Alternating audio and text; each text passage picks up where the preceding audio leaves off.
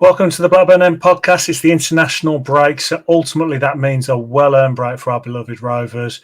But not all of us, are having their break. We've got a striker special coming your way, along with a bit of a preview and a few other things. But joining me as always, Mark. Mark, with no Rovers, how did you spend your weekend? My brother lives up in the northeast, so I went up there, spent some time with him. That's always nice with my little girl and my nephew. And I've also spent quite a bit of time, Mike. I don't know about you. My social media has been popping hot, not because of any popularity that I've gained, but because there's quite a few dingles that we appear to have triggered in our pod and our little clips that have gone out. And I've enjoyed a little bit of fishing. What can I say? Mate, it's been phenomenal. They say they've got us on strings. I think it's complete opposite. The fact that they're going on about how well they've done. Ultimately, we're above them in the league, and it's about the here and now. So right this second, we are much bigger than Burnley, and I'm happy to say that. But before we continue, sorry about the mess behind me. We are decorating, and that means that my office just gets everything thrown into it. But you'd be glad to know that we're decorating my son's room. He's having one wall blue and white halves. The other wall's going to be black and red stripes for the away kit. So I've fully brainwashed him now. He's ready to be a Rovers fan for life. So apologies for the mess behind. It's been a hell of a week. And I'm just glad that we've got this podcast where I can have a break from that and we can have a chat about Rovers. So let's start with the game that's coming up. We're Bristol City at home this Saturday in the league. First off, Mark, we've got some new signings. Which of these new signings are you hoping to see in the starting lineup? In the starting lineup, I'd hope to see Cantwell, but he's not had a pre-season, has he? So I think realistically we won't see him start.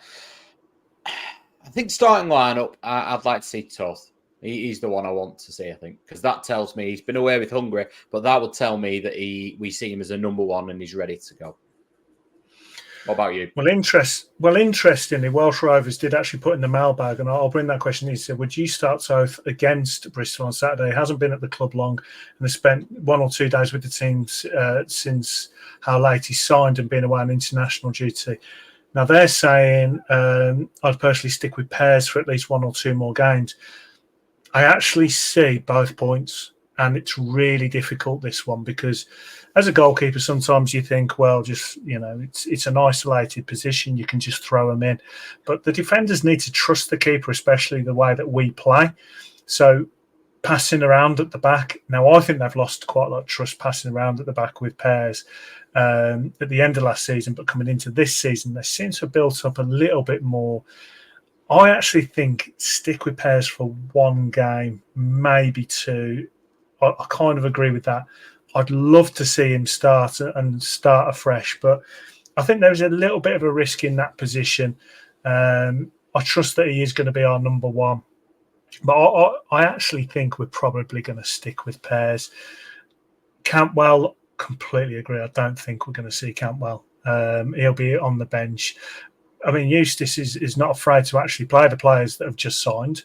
So, one of the biggest games that we've got, the Dingles away, and he's throwing a young lad at left back and bringing on Lewis Baker. So he's not afraid to do that. Are you seeing what's the major changes you're thinking you'll see from the Dingles game to this? Well, it's okay, he won't be playing. I think Ohashi will come in for him, but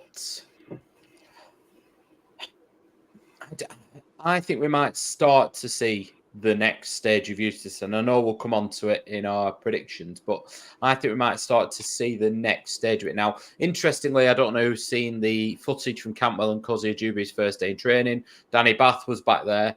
Harry Leonard's back in training, but there was no sign of Harry Pickering. Now, we're a week on. Some of the players right now are on social media posting that they're in Paris and everywhere else.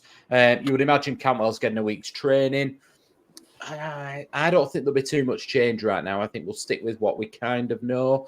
And just on the keeper one, Mike. So we saw Aaron Ramsdale thrown in, didn't we? So he signed on the Friday, I think, for Southampton, thrown in on the Saturday.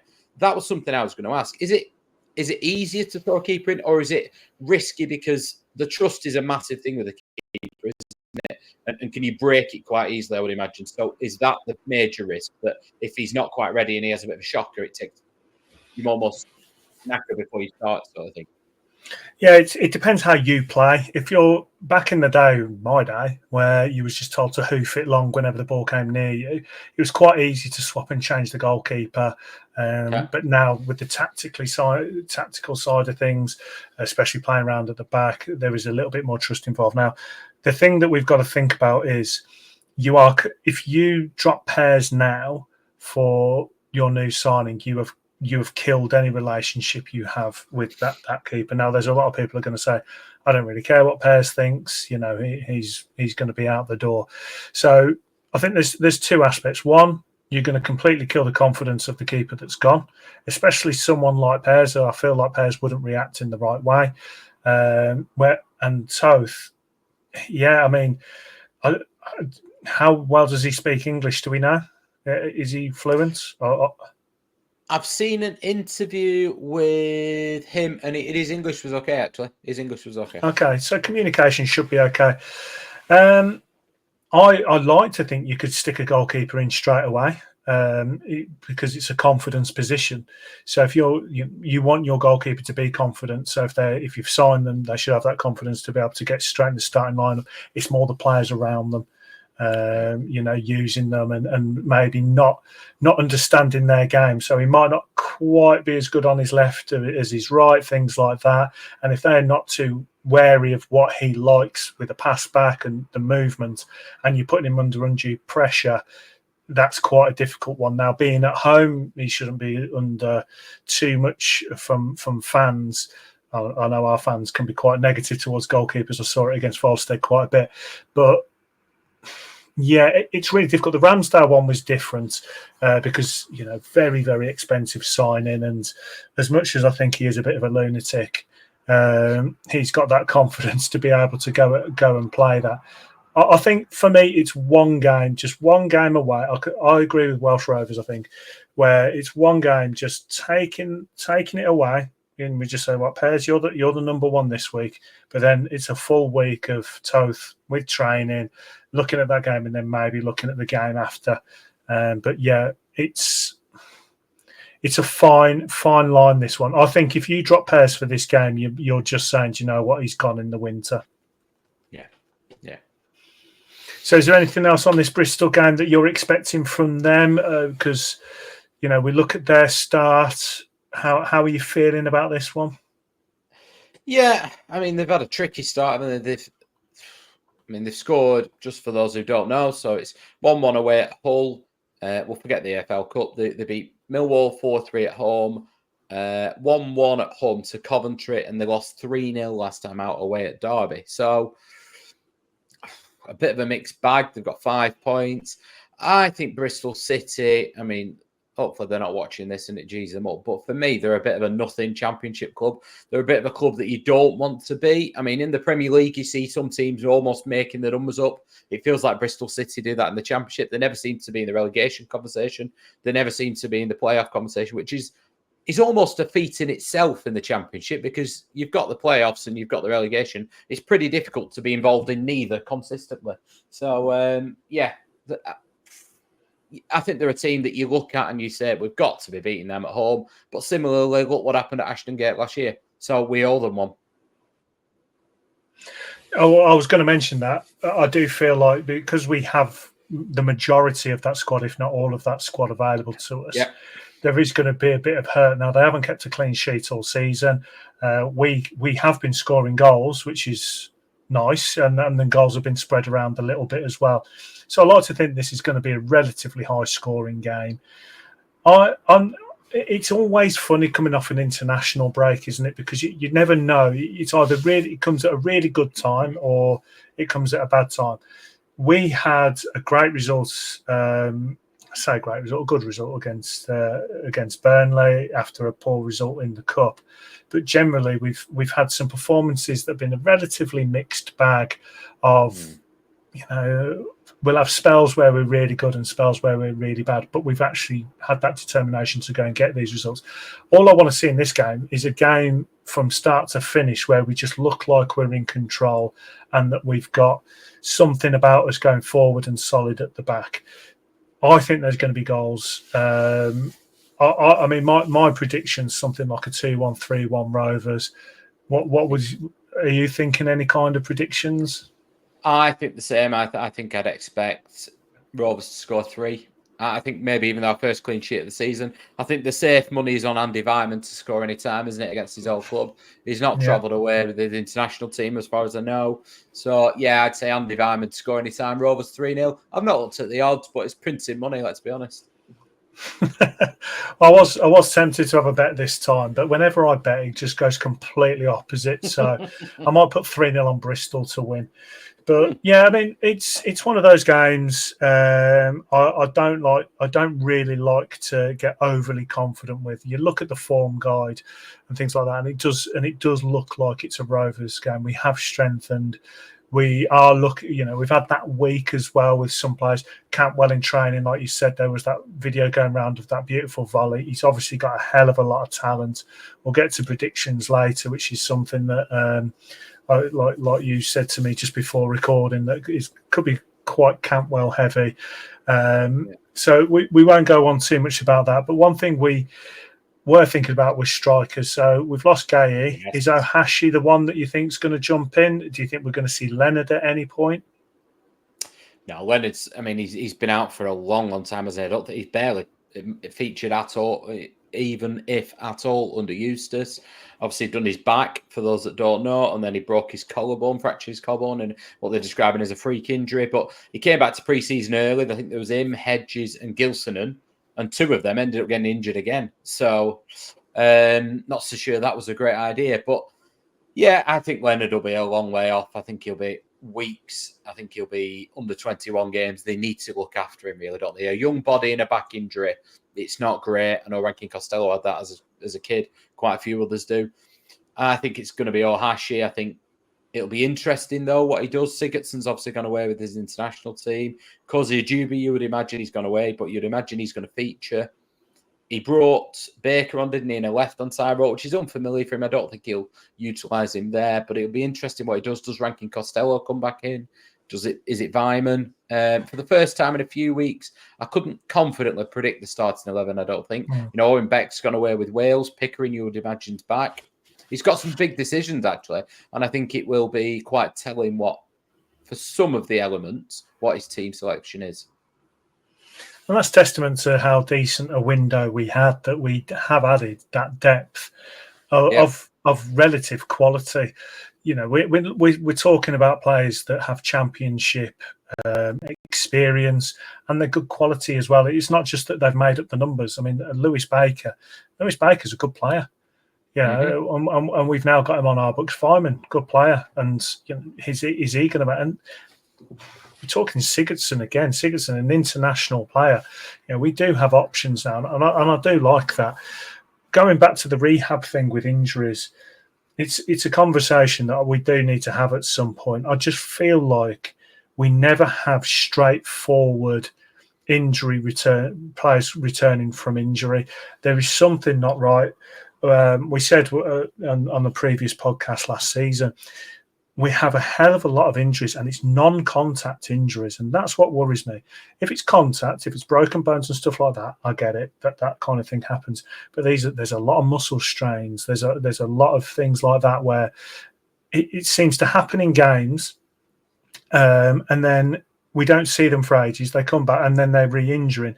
So I have got a concern about our medical staff and how we do rehab players. So Leonard is going to be a good striker for us. I don't know what level that's going to be at, but I think he's going to be a good striker for us. And I do think that looking after him is the best thing. So moving on from the Bristol game, have you got a quiz for us? I have got a quiz, Mike. So this tees up our retro rover for those of you that haven't listened.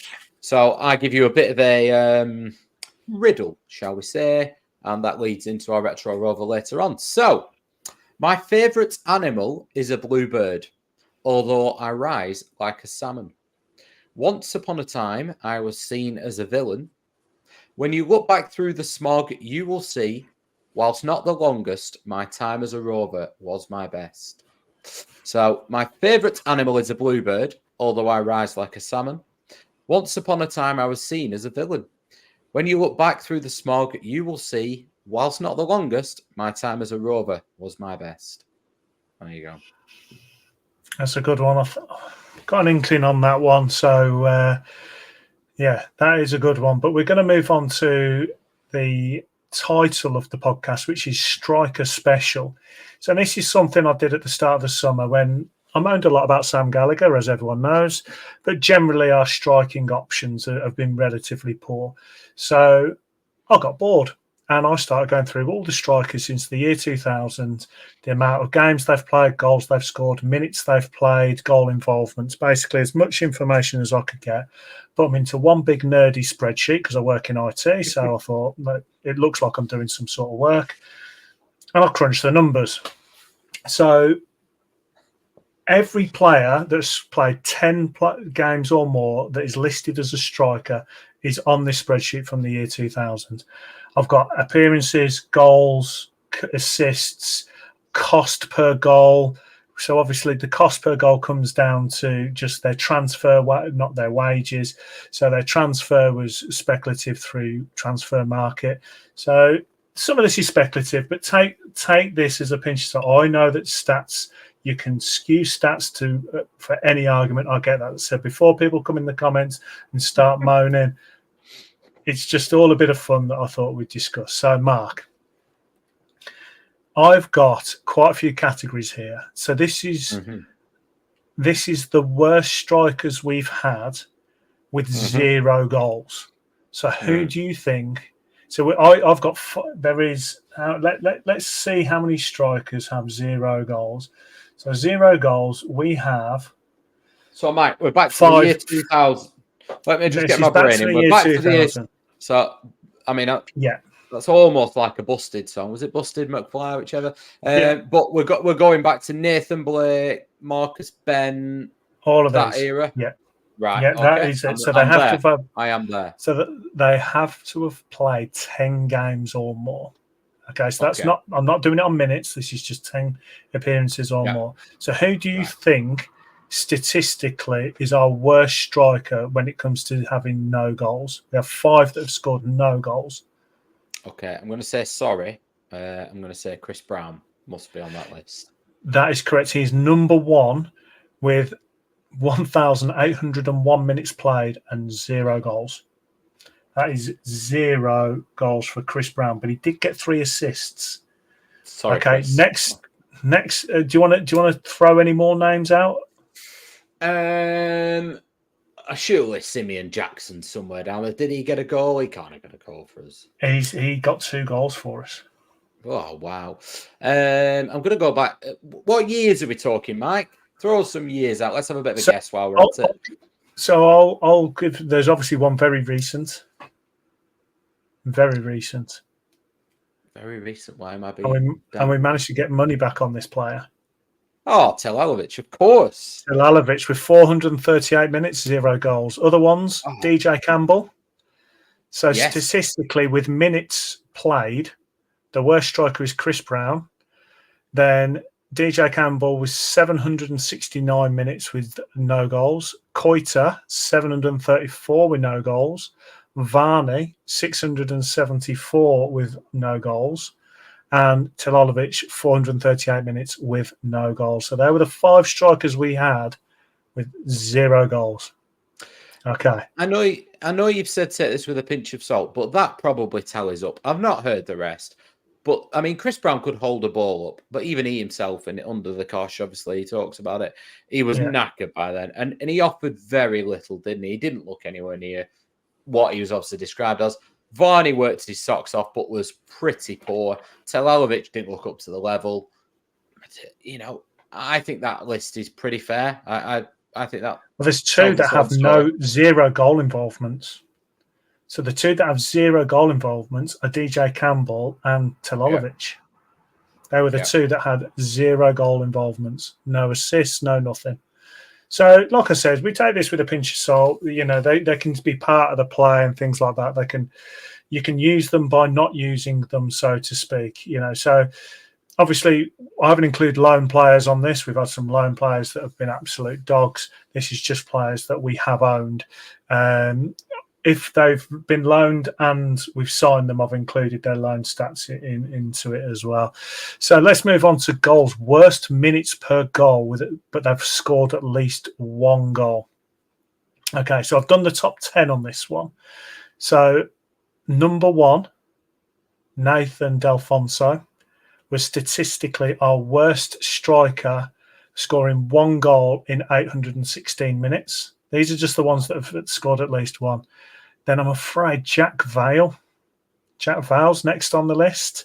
2 goals in 496. Leon Best. Francis Jeffers.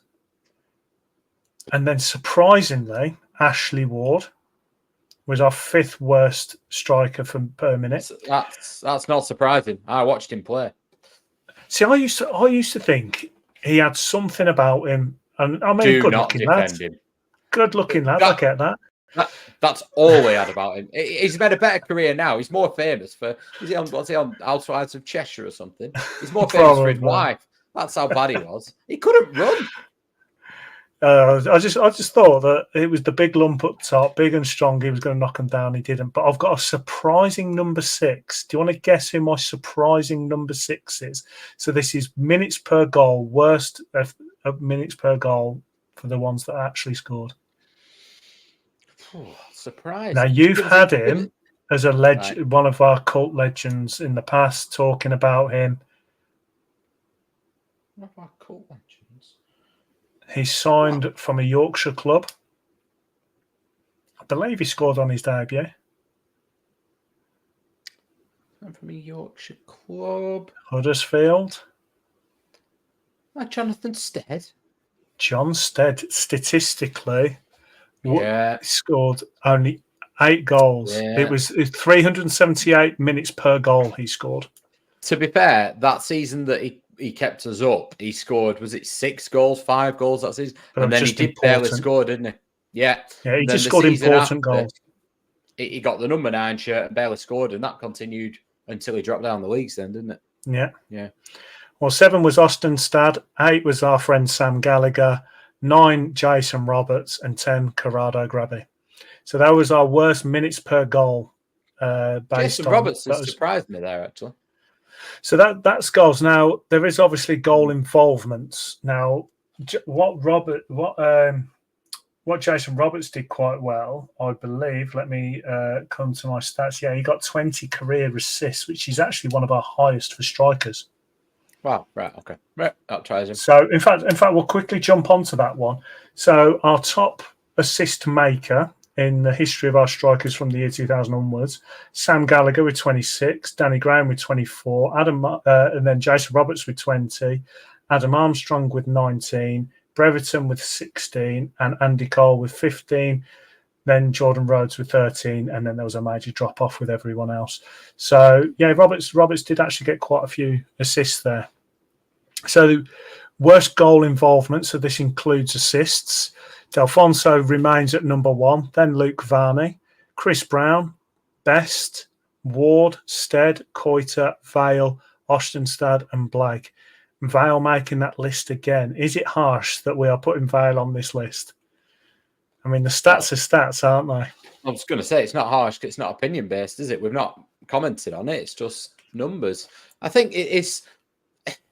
What I would say in his defence there is, as a young player coming through, it can take you time to settle, can't it? It's not like some of those were established footballers when they've come. I can't remember the exact ages, but Luke Varney, Nathan Delfonso were not kids when they came, were they? Chris Brown wasn't. Ashley Ward weren't. They were players that were coming to be starting players, whereas Jack Vale's, he's come through the ranks, hasn't he? So from that aspect, yes, but it's concerning.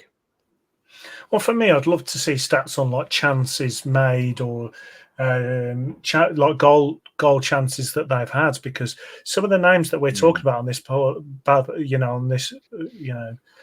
bad list, they had some decent players around them.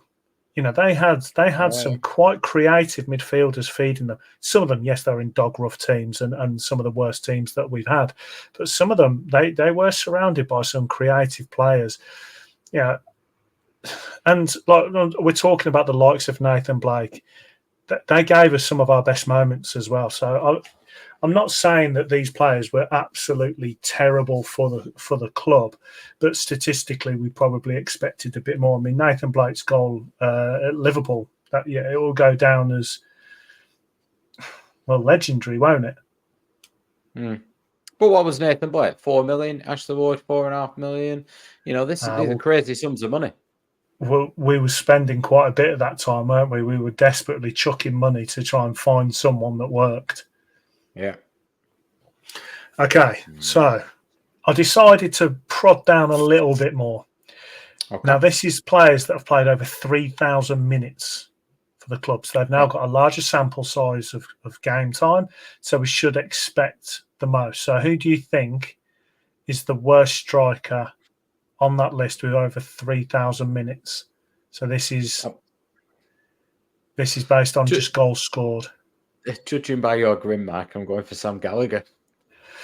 It's not. It's still John Stead.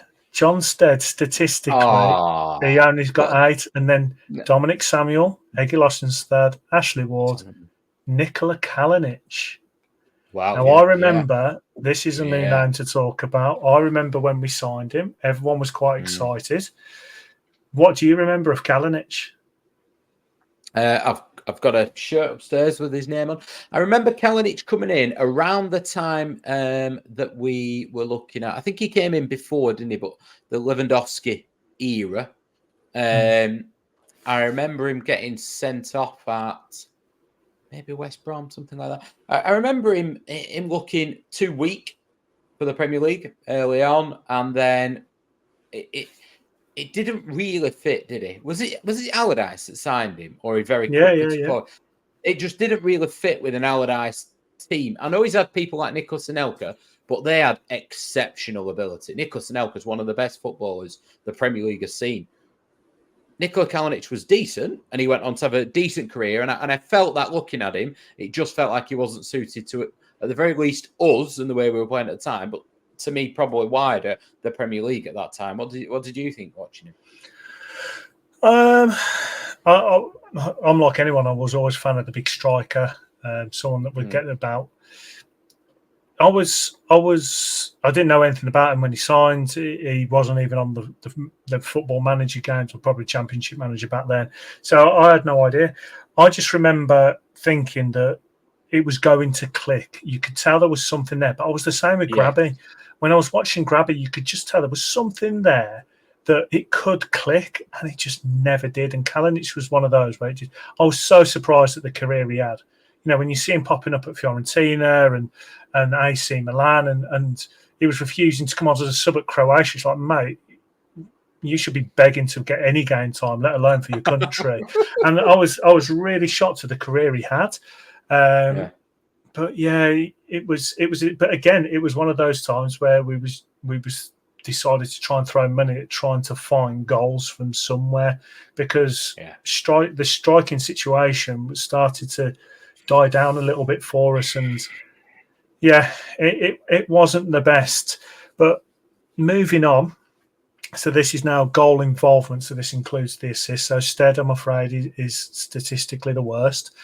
And then it's Ashley Ward, Austin Stead, then Dominic Samuel, but then Nathan Blake technically was one of the worst for goal involvements as well.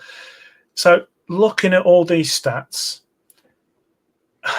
breaking it down statistically, the worst strikers we've had, I'd say, is between Chris Brown and John Stead, and that's pretty harsh, because I think John Stead, like we said, scored really important goals. Now, the ones that scored 0 goals, I do actually think they're in like a different league to the likes of the ones we're talking about. But you've got Chris Brown, DJ Campbell, Koita, Varney, Telolovic that all scored 0. And then when it comes to the worst over 3,000 minutes, so these ones have actually played a hell of a lot of football for us. and they've only scored 8 goals, 13 goals, 14, 16, 16. It's not a lot of goals, but technically it is John Stead. Is that harsh? Well, I will never consider John Stead to be one of the worst strikers we had. I mean, you've got to remember he came from League 2 to the Premier League, kept us up. That alone was done. And he was 21, 22 at the time. He barely got young. Then he got in the England squad. And then all of a sudden, we'd asked him to go from that to we got rid of Andy Cole. And, right, you're the main man now. You carry on. You lead us in the Premier League. And it's a completely different ball game, isn't it? Being thrown in and it clicking when you're on a roll to, right, go on. You're the main man. And he looked out of his depth a bit in terms of the responsibility as much as anything. He was a good footballer. He's gone on to have a really good career. So, from my perspective, I know what the stats are saying. I would never consider John Stead to be one of the worst strikers we've had. Nathan Blake, I was really disappointed. For the money we paid, for the decent-ish career he had, I expected more. Not setting the world alight, but I expected more. I thought Jason Roberts gave us what I expected him to give us. He bullied defenders at times was completely unplayable, but they weren't often enough for me. So they came when he felt disrespected a little bit. I think it was might have been Mark Hughes, I can't remember who it was, and they dropped him for a while and they didn't have him as main man. And then he came off the bench at Bolton and took near enough their whole team on from inside his own half and scored, and then refused to celebrate with anybody. And that's what you needed to do to Jason Roberts to get the best out of him. It was a shame, really, because he was a powerhouse, weren't he, at the time? If you ask me who top 5, or just throw some names out there, Ashley Ward, I would have said, yeah, he was goddamn awful when I watched him. He frustrated the life out of me. We paid a fortune for him. He looked like he was running in mud the whole time. None more so than away at the Valley when we needed to win to stay up. And Chris Brown I would have had up there just because of the fact that, he just never scored and never looked like scoring. Nathan Delfonso, yes. But people like Fordy Coiter, I kind of go, do you know what? We brought him on a free. We expected nothing. We had a transfer embargo at the time. It was probably on a couple of quid. So I wouldn't even throw him in that conversation, to be fair. Delfonso, I should probably say the same. But I expected a bit more from him. I thought he had a bit more pedigree. Yeah. Well, if you work out Delfonso, matches per goal involvement, so this is just the minutes he's played divided by 90, obviously. He has statistically the worst. It takes him 9 matches to have any kind of goal involvement.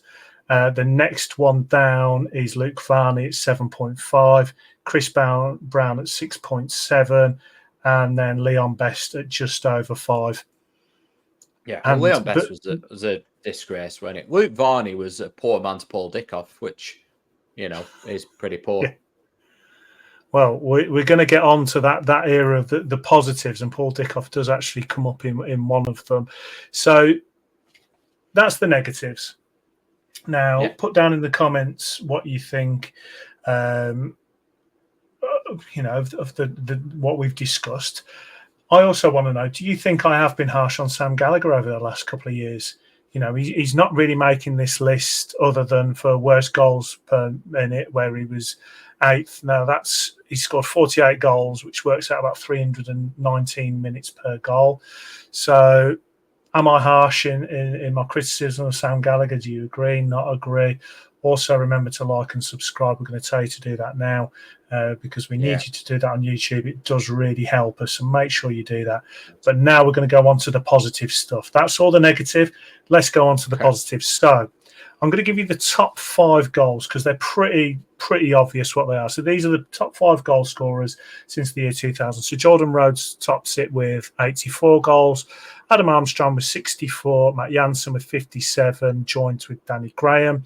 And then in 5th is Benny McCarthy. That list, it's some cracking names, isn't it? Wow. We've been absolutely spoiled, haven't we? We're absolutely spoiled. I mean, the names that aren't even on that list. I was listening to the Andy Cole podcast on, it was High Performance podcast the other day. He should have been on that list and would have been on that list had it not been for Souness. He was 8th for us. The name that comes to mind goal. Immediately is he's now forgotten his name. It's Roque Santa Cruz. What a striker, and not even on that list. But I just think Matt Jansen would have been playing for England. Benny McCarthy went to a World Cup with South Africa, won a Champions League. It's some list, isn't it? It is some list. Well, did Benny McCarthy play more games for us than any other club? I think he did. He might have done. He didn't spend long at any place, did he? No. And he loved the club.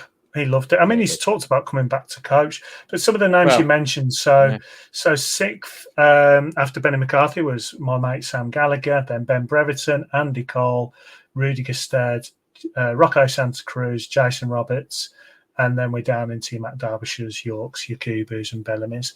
So we've had some hell of a crop of strikers since the year 2000. So whilst we were throwing money at the Nathan Blanks and the Ashley Woods, we did eventually get it right.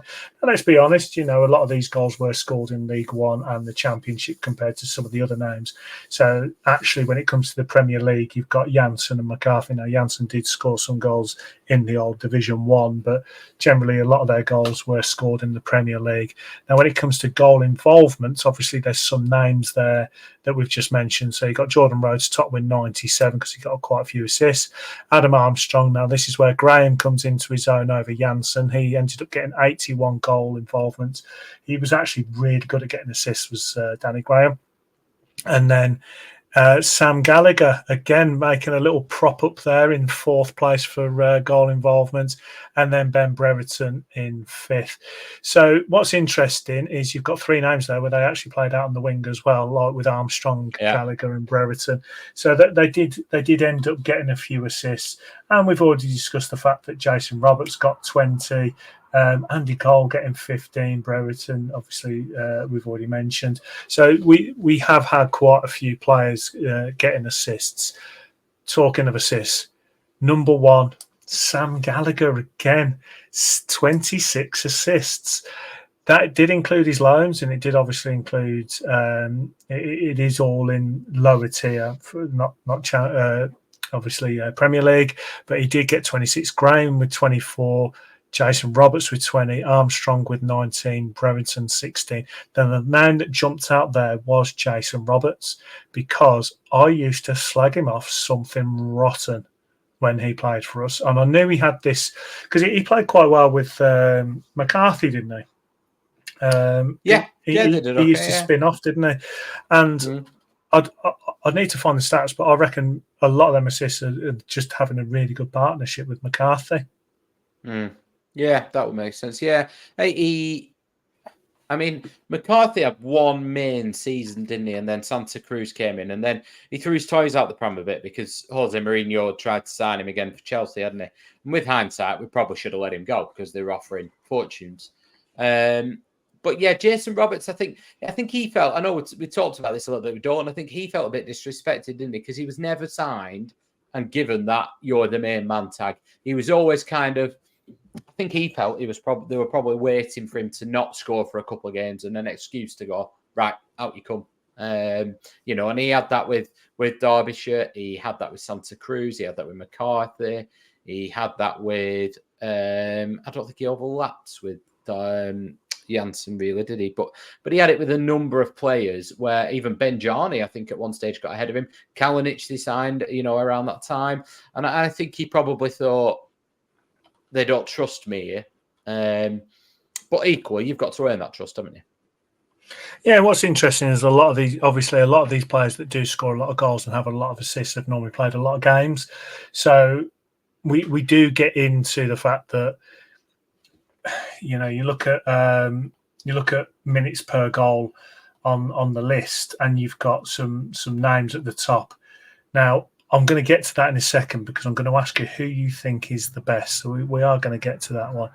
So I'm going to go, this is going slightly negative as well. It was just the way I wanted to kind of word it, but cost per goal. Ooh. So how do you think is number one cost per goal? So this is actually a negative list. That's got to be Grabby. It is Grabby at £1.8 million per goal. Wow. This isn't including wages. Any other lists on this top 5? Well, I'm just thinking of top fees more than anything that's making me think. Although 4 million, Nathan Blake's got to be up there.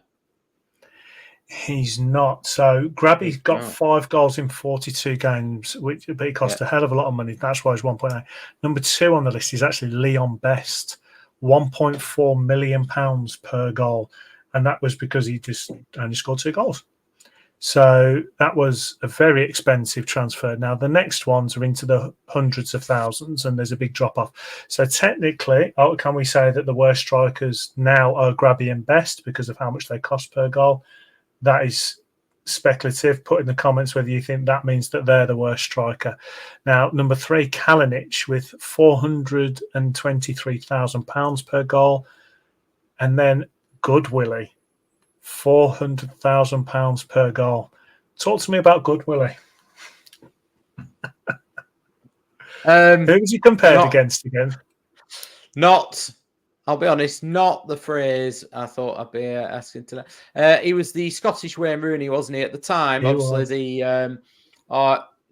not a dig, Mike, but our bold manager at the time, I'm just not going to mention his name, who was a first-team coach promoted because he allegedly had the same agent as allegedly the man who had a alleged contract with the club to run it, allegedly. Loved comparing players, didn't he? Didn't we sign the Brazilian Dennis Irwin in Bruno Ribeiro? The new Chris Smalling in Miles Anderson. I mean, I don't know about these 3 players, but I'm yet to see this. I mean, we must have signed the new Vieira somewhere along the lines. Was that what was probably that? Nzonzi. Yeah, Nzonzi. There's no way he's having the credit for Nzonzi. He got Petrovic, didn't he? He got Vukovic. What was he? The new Zidane? I don't know. He just, that was, well done, Steve Keane. Yeah. Exactly. And last on the list, cost per goal, Craig Bellamy. He was £352,000 per goal. Now, obviously, he will go down as one of our. He got 17 goals in 32 games. A bit skewed, though, isn't it? Because we made £1 million on him as well. So exactly. Like I said at the top, these stats are all based on. Some of it's speculative figures, but some of it is, there's a lot more to it. Now, most value per goal. Now, this is not including free transfers because who do you think our best free transfer was for goals? It's a real standout player. Matt Derbyshire? Does he count? No, because he technically cost us money. Yeah, I don't think we had to pay it because my great Harwood Town club got burnt down from the wonderful nightclub Monroe's. Somebody crashed into it and burnt it down, and Great Old Town were no more much longer after that. Right, free transfers. This is going to be obvious, isn't it? Go on, Mike. You're going to have to help me out. Danny Graham. And he was stand out above everyone else. Other notable free transfers I don't want to mention because does he come up? Yes, he does come up.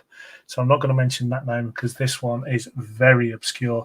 But yes, as far as free transfers goes, there is one that stands out head above the rest, and that is Danny Graham. Now, the ones for fees, number 1, the most value per goal is Matt Derbyshire, because we bought him for a nominal fee and he gave us a fair amount of goals, of 20 goals in 86 appearances. And I believe they're all top level. He didn't play Championship, did he? No. Premier League, UEFA Cup. So fair play to him. Now, number 2 on the list at 5.1 thousand per goal, Rudy Gestead. Our favourite director of football, or whatever his title is.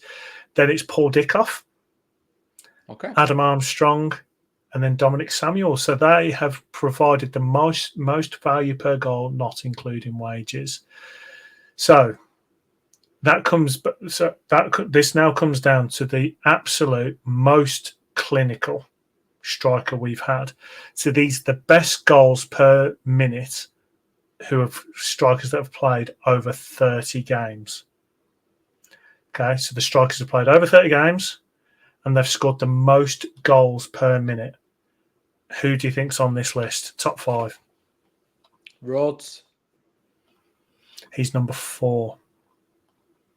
I'm guessing you're not Dak's a midfielder for the purpose of this, isn't he? As well, He is a midfielder in this. Yeah. I didn't track him. Yeah. Minutes to goal. So to give you the top 5 career minutes for strikers, Gallagher's number 1 by far. Then Rhodes, Graham, Armstrong, and Brereton. They've had the most career minutes as strikers since the year 2000. But who's got the best goals per minute for the strikers over 30 games? So you've got Rhodes at 4. I think Janssen will be in that. He's not. Well, he should be. It's a disgrace. Right, let's go for one more. Probably Bellamy, to be fair. Bellamy's number 3. Yeah. And I'm going to give you number 2, which is Yakubu. Okay, of course, yeah. Okay. So we're waiting on number 5 and number 1. Number 5 is obscure. When I say obscure, he's played over 30 games. Marcus Bent. No. Joe Nuttall. Not that obscure. Joe Nuttall is technically over 30 games, the most clinical. He only got 8 goals in 37 games. Okay. Number 1. Number 1. Who do you think it is? Most clinical. Most minutes per goal. Least minutes per goal. 136 minutes per goal. Andy Cole. It is again our director of football, Rudy Gestede. Wow. Now, you had a little fact for me, didn't you, about Rudy Gestede? Well, again, because we're sad and we have lots of time messing around, I had a little look at Rudy Gestede, Mike. How old do you think Rudy Gestede is right now? So, obviously, you've told me, but I would have said easily in his 40s just because of when I feel like he played. Well, he's not. So I thought, Rudy Gestede, maybe 39. Rudy Gestede was born on the 10th of October, 1988. He's 35, right? His job right now is head of football operations, and he's been scouring the world for somebody who can lead the line and head the ball. Just look in the mirror, Rudy. What are you doing? Get yourself up front. We need a dual role for him. Sporting director, or head of football operations, / player. Get him registered. What we're playing at. Definitely. Well, he goes down as our most clinical striker. 136 minutes it used to take him to get a goal. 72 appearances, 35 goals, 10 assists. So that's 45 goal involvements. He always got credit, but never the credit he was due. Him and Rhodes worked brilliantly together. He technically is our best striker since the year 2000. And for those of you that wonder, 34, Sam Gallagher was our most clinical. So out of 41 strikers that we had, he was 34th, which begs the question, am I being too harsh on Sam Gallagher? Have I been too harsh on Sam Gallagher? Have we been too harsh on Sam Gallagher? What do you think? Just to help answer that, Mike, where does Sam Gallagher rank in terms of money to goal involvements? Okay, so we have him at 15th, £104,000 per goal. And technically, he is above, when it comes to cost per goal, he is above the likes of York, Brereton, Santa Cruz. I mean, we're also going to be talking players that scored goals in the Premier League. But Yeah. if I go down the list of the most expensive per goal to Sam Gallagher, you've got Grabby, Best, Kalinic, Goodwillie, Bellamy, Ward, Blake, Cole, Bent, Santa Cruz, Brereton, Stead, Roberts, York, Gallagher, and then not far behind him, Jordan Rhodes, someone we haven't mentioned, Shefki Kuki, Janssen, Nice. Yakubu, Benny McCarthy, Dominic Samuel, Adam Armstrong, Paul Dickoff, Rudiger Stead, and obviously Matt Derbyshire. And then you've got a load of free transfers. So I mean, he's middle of the road. He is. Some of the key bits there, or he's played more minutes, did you say, than any other striker on that list? Yes. Yeah, just a few, just 1,300 more than Jordan Rhodes. Yeah. But he has played. Let's do the case for the defence. He's played an awful lot of time on the right wing. Fair enough. He spent a lot of his time doing a big job for the team and sacrificing potentially himself and his goals and selfishness. Very, very unselfish player doing a job for the team. The case for what I think frustrates people is it cost £5 million. His best season was when he was on loan. And then he didn't. There wasn't a steady decline, but he never bettered that in a poor team. That was the Owen Coyle team. That's how bad that team was. He never seemed to reach his potential. He never seemed to improve. There was never anything you could say, oh, well, he's become this. I know he's got a lot of assists, but he never felt like the goal that Gay set up against Burnley. You never really felt like he was going to do that. Now, I know somebody will throw away did it against Leeds, but that felt more like a once in a blue moon. You know, I can remember as many times Gay's done that as I can Gallagher. I could never really tell you what Sam Gallagher's biggest strengths were in an attacking sense. I could tell you his physique. I could tell you his potential. I could tell you what he should be doing, to my eyes. But actually, when people used to say, what does Sam Gallagher do best? I'd say defensively. When do you miss him? Defensively from set pieces. That's when we really missed him. And that's all you need to know for me about Sam Gallagher. Lovely person. We've all seen the video about him, but I think we'd all lost faith in him. Like we talk about with Ainsley Pears, we'd lost faith in him. Yeah, and that was beautifully put. I can't add much to that. I think it was just we knew that there was something there that he could have cracked on and been a player. He could have been a Premier League player. You know, the names that we've spoken about, they did it at top level. They did it when we was pushing at the top of the Championship as well. I think the likes of Danny Graham, I think they're going to get forgotten about, and they shouldn't get forgotten about. Yeah, you know, when we're talking about cult legends and we're talking about your Daks and so on, I don't hear many people talk about Danny Graham.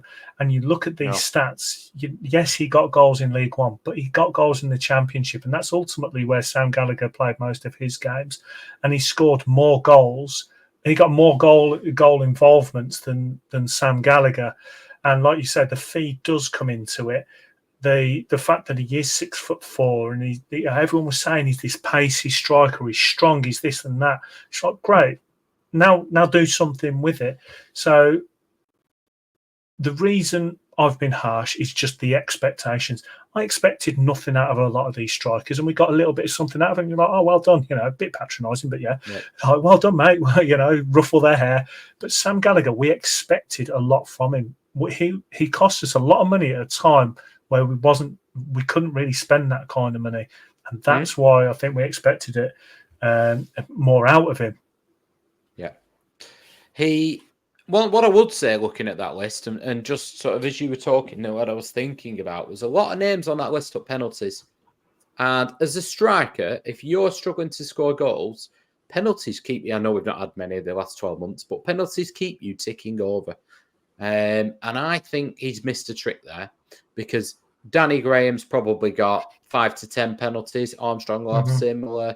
Andy Cole famously never took them, but Rhodes did. And I think that it's quite easy as a striker, isn't it, to go on a roll, but equally to go 4 games, 5 games without scoring. If you have penalties in your back pocket, you can break that and just keep it, and it doesn't become a conversation. It just keeps you ticking over. You know, you might lose 3-1, but you've just bagged that penalty. And if Sam Gallagher, what was he? Was he with us for 5 years, was it 6 years?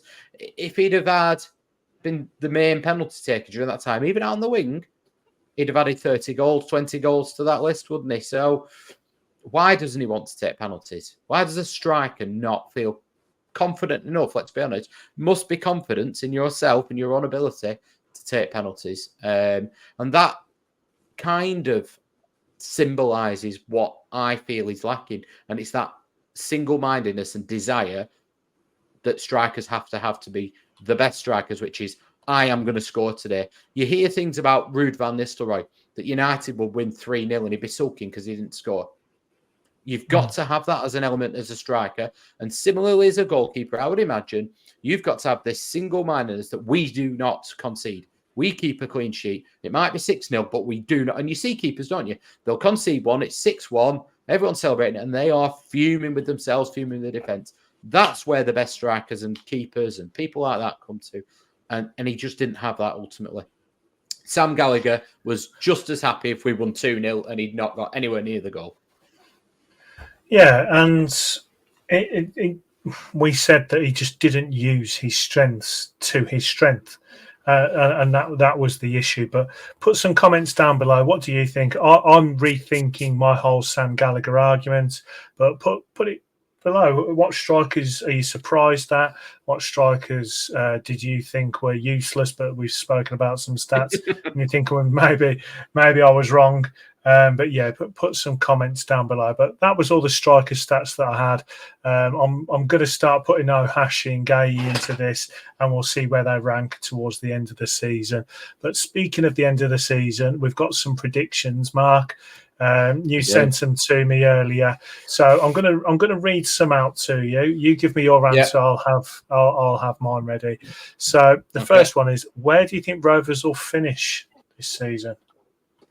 So for those people who normally these are done at the beginning of the season, but we did have a discussion about one, we would just get them wrong, and we wanted to cheat a little bit and have a bit of insight. But actually, we knew that the team was undergoing quite a makeover. We hadn't seen the Eustace way, but more importantly, the transfer window plays such a big part. So we didn't want to really predict these without, we always said, transfer window closes and August. I genuinely would not have had a clue what to do with this question. Where would Rovers finish? I had no idea. It would have anywhere between 7th and 24th, and I wouldn't have been that shocked. I'd have been more surprised if it had been 7th. But equally, I thought mid-table. I'm going to say now, Mike, 10th. So I've been a little bit more negative and said 12th. Now, are you saying 10th because of the signings? Then you feel like we've plugged the holes and we're more solid? I've looked at Eustace, the first 4 league games. I think we've now got a way that we can win at any ground. I'm not saying we will, but I think there's a way we can. There's a blueprint there. I think he's had a steal to the team and some experience. But I think, basically, I think he's given us different ways of winning football matches that we've not had before. Plan A, B, C, D. And I think that will be enough to mean that we are very comfortable. Ultimately, I think the lack of quality will mean that we don't really challenge into that top 6. So. Yeah, I've said 12th because I do feel like we've plugged the holes. I think there's going to be a little bit of bedding in, as we know that happens. We've managed to get some good results now, but played not fantastically and still got some results. That's not going to be all season. What's going to be interesting is what happens in January, whether players coming and going, whether we've had a decent first half of the season, the Venky's come in and says, you know what, we can now give you some money. Let's go throw some money at this and see where it goes. I'll go on to 12 because I just feel like we've just got to settle down a little bit. I think we'll have our normal lull in your February time, and I think we'll be around 12. I was going to be positive and say 10th and pushing, but I'm not quite ready to be that positive. So the next one was, who will win Player of the Year? I've gone Todd Cantwell. So I have as well. Now, why have you gone for it? right now, I would have. Ohashi is the favourite, isn't he? But I just think Ohashi. I've said this a few times now, but you've got to remember he's halfway through a season in the J League. I think he'll fade. And traditionally, Player of the Year is really decided late February, but generally March, April, and May. And I think Todd Cantwell will come into his own at that stage of the season.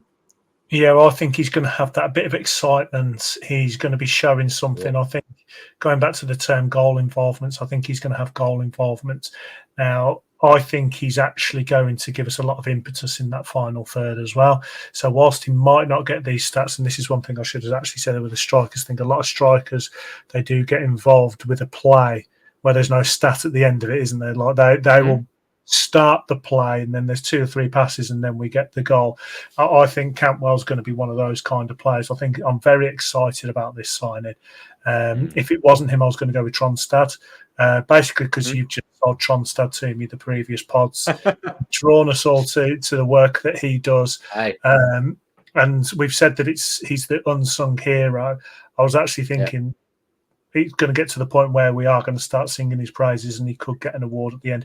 But I have gone Todd Cantwell. Tronstad was in my mind. I just think he is too much of an unsung hero and the obvious name will end up winning it. Yeah. Although that said, player's player, isn't it? Yeah, yes. I think that is a very good shout. I think I'm saying the obvious name gets it. I mean, the obvious names don't get it at Rovers. I mean, I remember Thomas Kaminski getting it when Armstrong scored, 30 goals? I remember Derek Williams getting Player of the Year one year. We do love a fullback. Who knows? Could be Owen Beck. Yeah, we do. Rovers fans do love a fullback. Let's be honest. Stephen Warnock's won Player of the Year. We do love a fullback. Well, talking of fullbacks, the next one was who will win young player, and I've gone for Juru.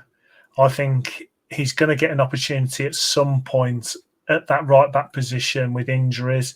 I think, like we said last week, I think JRC is probably gone down the depth chart a little bit more. I think it's Britain 1, Duru 2nd, and I think Duru is going to get some more game time at right back and may shine. Who have you gone for? We haven't conferred answers here. I've gone the same. I think if you look at Jake Garrett got it last year, generally this award goes to somebody who has just burst onto the scene, to steal Micah Richards' phrase. So it won't go, just because they're under 21, it won't necessarily go to somebody who's under 21 but has played for 2 years. It will generally go to a Duru, potentially Tijon if he gets a few games. But I think Duru's looked very comfortable, and I think he'll play enough minutes to secure that.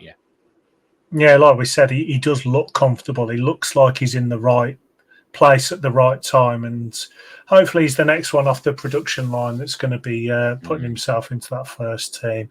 So, talking of first team, you worded this one, and I like how it was worded. So, who will be the most player XI by December the 31st? So, I take it you're meaning what team is going to have played the most together with our standard formation. Is that right? Yeah, so it's difficult to define, isn't it? But I'm thinking you can't go beyond till the end of the season because who knows who'll come in January. So I'm thinking up until December, which goalkeeper will have played the most, who will have played most at right back, who will play most centre half, etc. Yes. Okay, so let's go by position groups. A goalkeeper? Tough. Agreed. Defence? Britton, Carter, Hyam, Pickering. We definitely haven't conferred. I've gone the same. I have gone the same. I know Beck had a nice start to the season, but I do think that Pickering will keep that. I think Pickering's the only one that could be potentially at risk in that at the moment because of how well Owen Beck started. Midfield. That's part of the reason why I was saying it against Bristol. It's a big indicator because if Owen Beck keeps his place and Pickering's on the bench, then I'd like to change that, please. Yeah. But I think he'll go back to Pickering. Yeah. Sorry. Yeah. Midfield 2, I've gone Travis and Tronstad. Now, I know we've got Baker in there and a couple of others, but I think because of how we play, because of I think Tronstad's the definite. Yeah. Because of that unsung. Travis, first game, I would have said, oh, he's player of the season, sign him up to a contract. He has come down a little bit more to being Travis. But do you think that's going to be the pairing?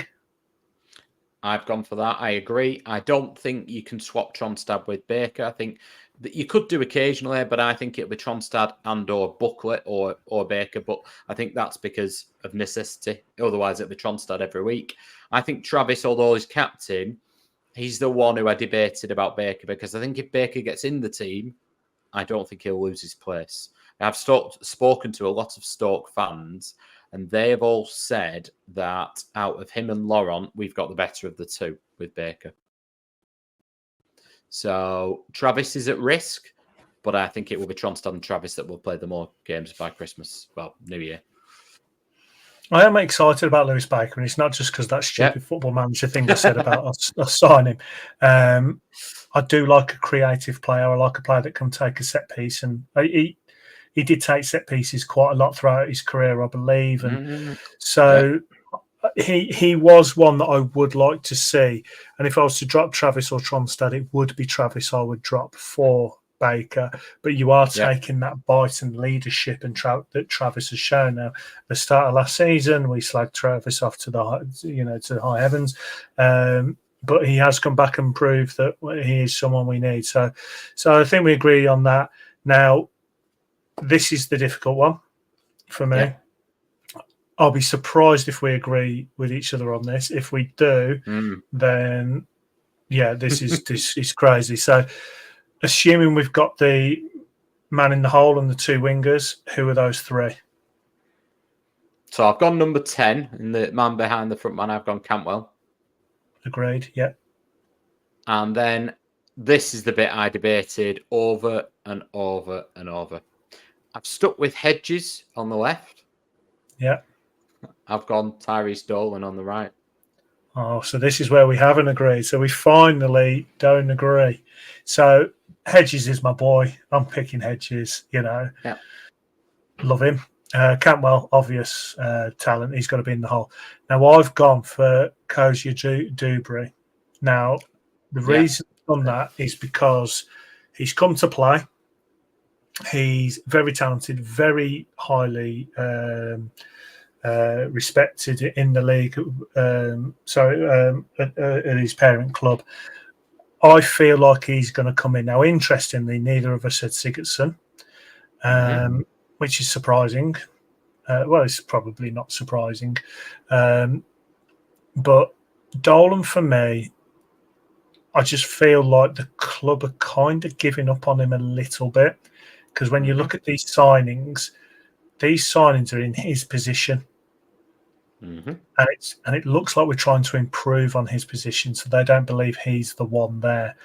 I think that we're going to be going for Kozia Dubry, but you tell me why you think Dolan. So this is not absolutely part Tyrese Dolan to one side here. I hope you're right, because that means that Kozia Dubry is an upgrade on what we've got, and I think we need an upgrade on what we've currently got. I just think I cheated a little bit because Dolan plays more minutes than anybody we've got, generally in the forward areas. I'm not convinced Hedges will play every single minute. So I just thought Dolan will find himself either in the number 10 until Cantwell's ready, on the left when Hedges, and I just think he'll find himself in the team. I'm not saying I think he'll be on the right-hand side every single time, or he'll play there the most. I just think them three will have played the most minutes by the new year. Do I think Tyrese Dolan is one of the best front three we've got right now? No,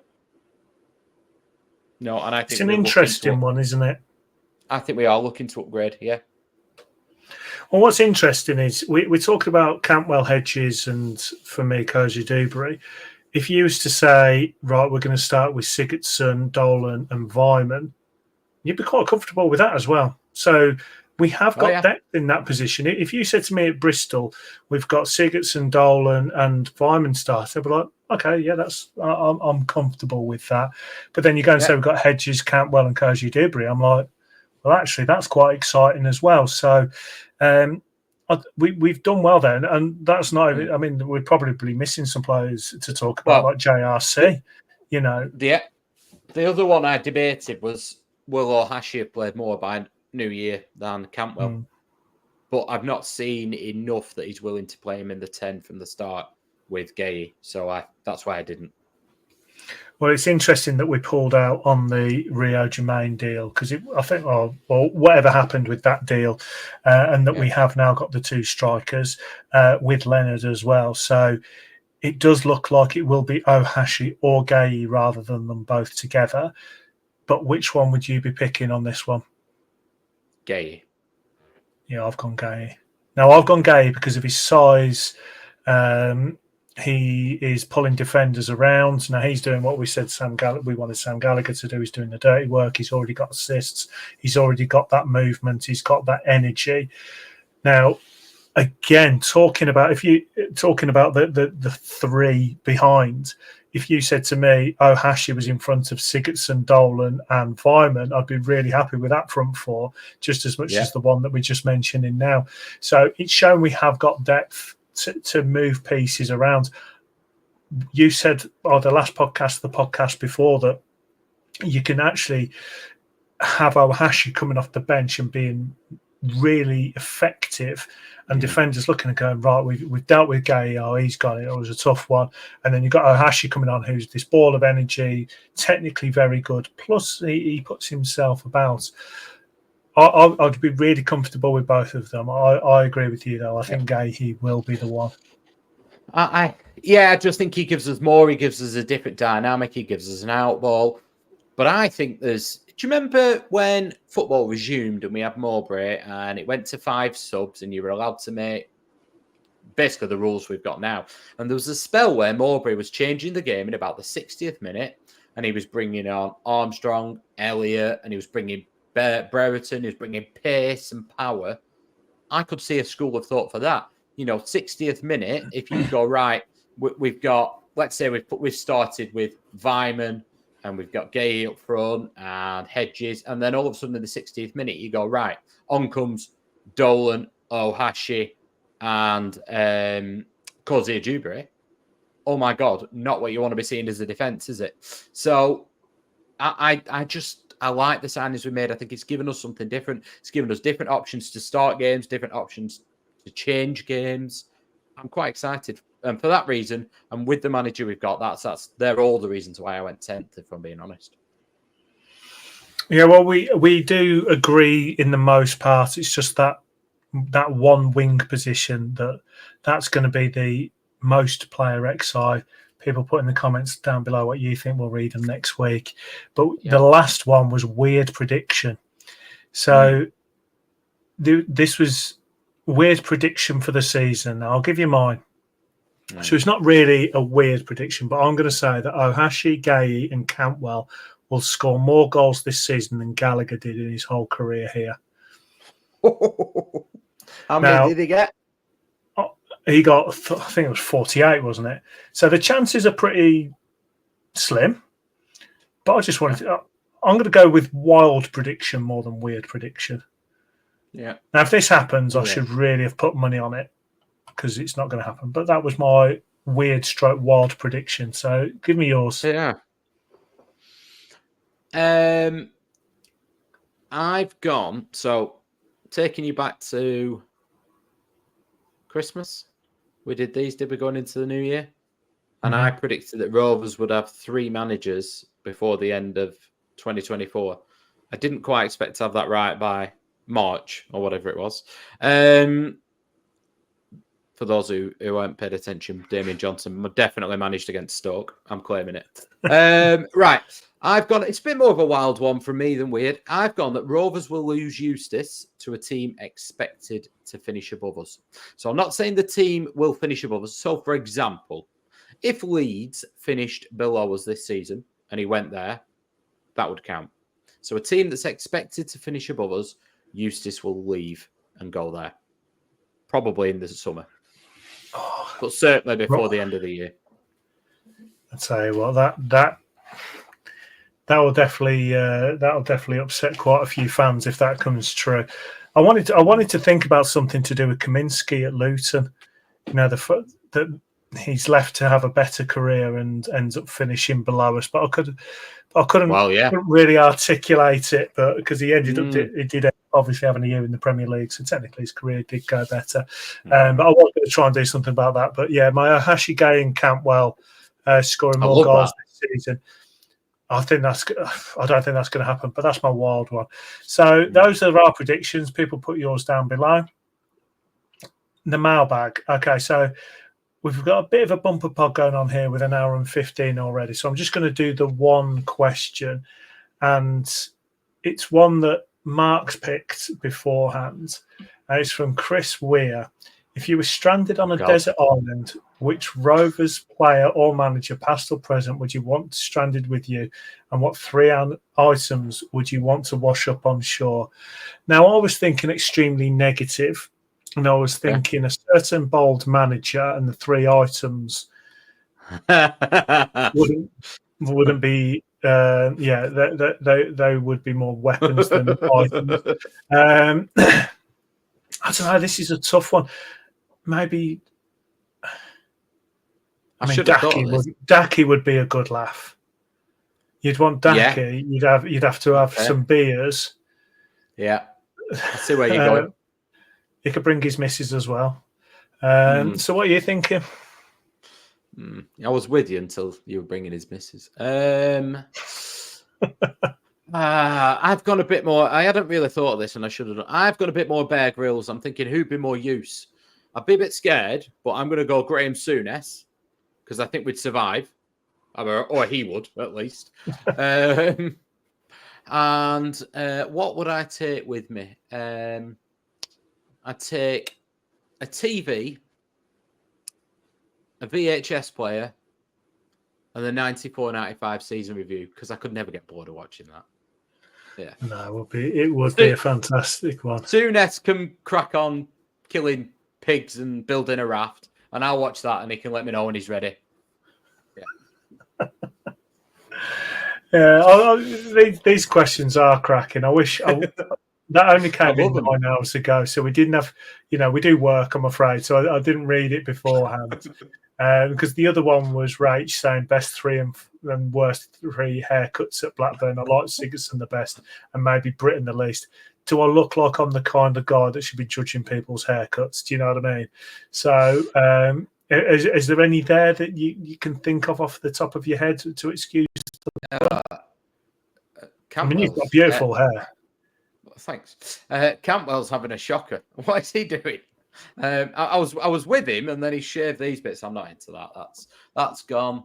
Barry Ferguson's hair was pretty bad. I know we're going back there. Do you remember the orange when he tried to dye it blonde? Do you know what though?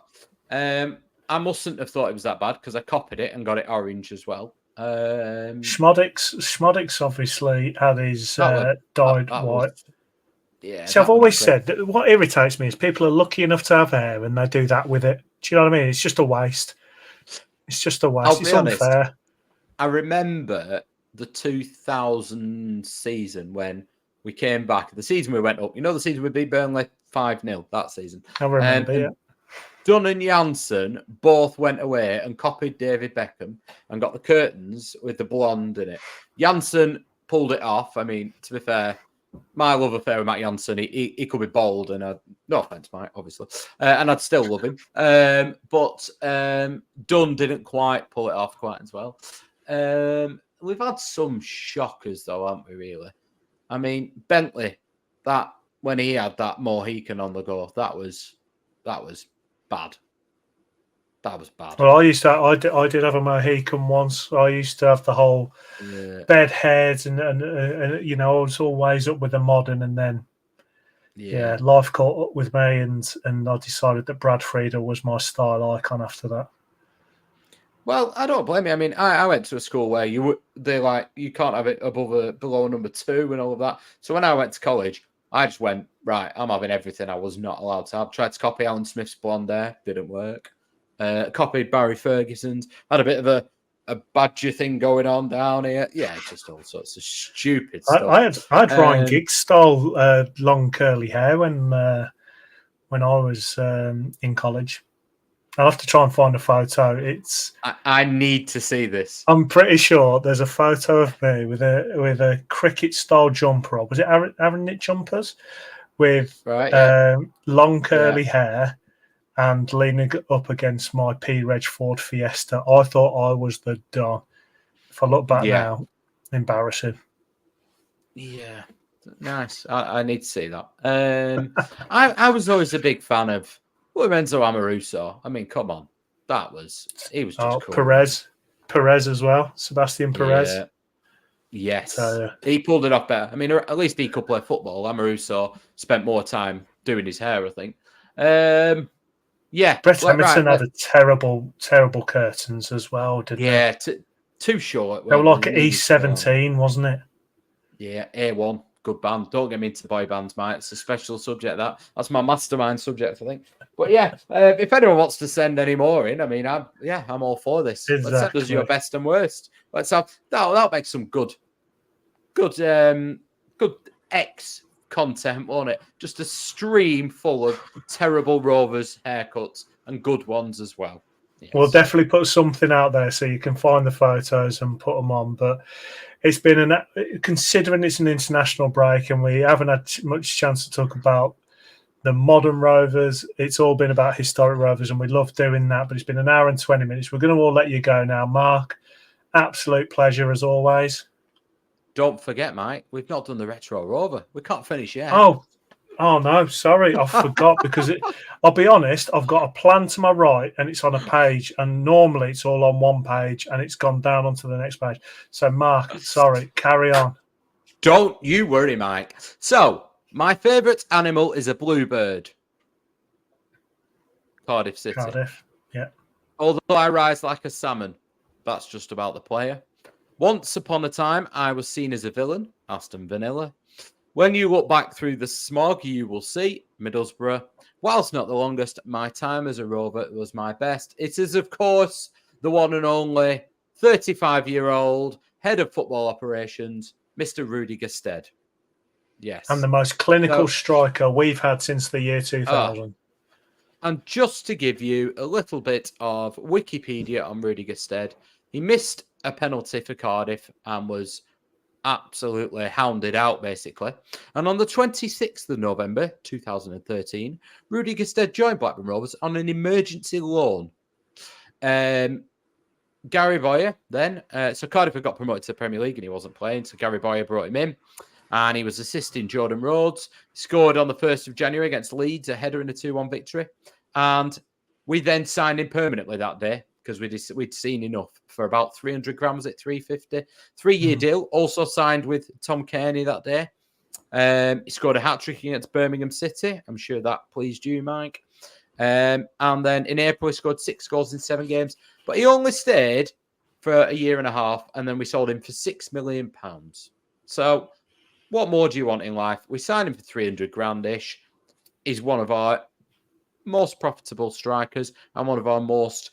What was it, Mike? How do you describe it? Was it goals? Clinical. There you go. Most profitable, most clinical. What more do you want? And now he's picking up wonder kids like Maktar Gueye at 26. Not really a wonder kid, but you get the point. Put the statue outside Ewood Park right now. I demand it. Yeah. Maybe not yet. Great player. Definitely will go down as underrated because everyone will remember Jordan Rhodes and kind of forget about the work he did. He's up there with the Danny Grahams, definitely for me, of players that just got the stats, did the work, and they were kind of, I want to say, not sexy with it. Like, it was just functional football. And yeah, great player for us. Great to have him back as well. And he's doing wonders, hopefully doing wonders with all these signings. But no, that's a good one, Mark. That is a good one. Yeah, it had to be Rudy, didn't it? The end of the transfer window. Yeah. It did. It definitely did. Right. So we're on to 1 hour, 25 minutes. I do think we've definitely done the whole plan for the podcast there. So Mark, thank you for joining me. It's been a good one. Have a good week. No worries, you too, Mike. And if you see me at the Bristol City game, say hi. We have tried to prompt people. I don't think you can quite overemphasize how subscribing to the pod makes such a difference. Just nick your mum's phone, your brothers, your sisters. Honestly, it just adds it to people who it's the algorithm. I don't fully understand that. Mike probably does. He works in IT. But I'll be honest, there are people out there. You were having over 1,000 views on YouTube every time, and we've got 300 subscribers. And I know that's not because people are watching it 3 times over, because even my brother hasn't subscribed. If you know somebody who listens and they haven't subscribed or they haven't got a YouTube account, set them one up. It takes seconds and just subscribe to us. And if they're a dingle, do it as well, because it'll keep popping up in their feed and that'll amuse everyone. Well, this is the thing, it gets us more chance of getting players on like we did. The podcast itself is actually getting more views than it ever has, and that comes down to you watching it, and it's brilliant. And thank you for all the great comments. We enjoy making it, but without that subscribe section, we can't go to players and say, look, we've got all these subscribers that you can come on and talk to. So as much as we can say to them that we've got all these views, they want to see subscribers. So yeah, the more you subscribe, the better the content we can make. But do all the good stuff, really share us, and we'll keep creating it. And hopefully Rovers go against Bristol, get the win that we need, and carry on all this great start to the season. But until then, have a great week, and we'll see you Monday.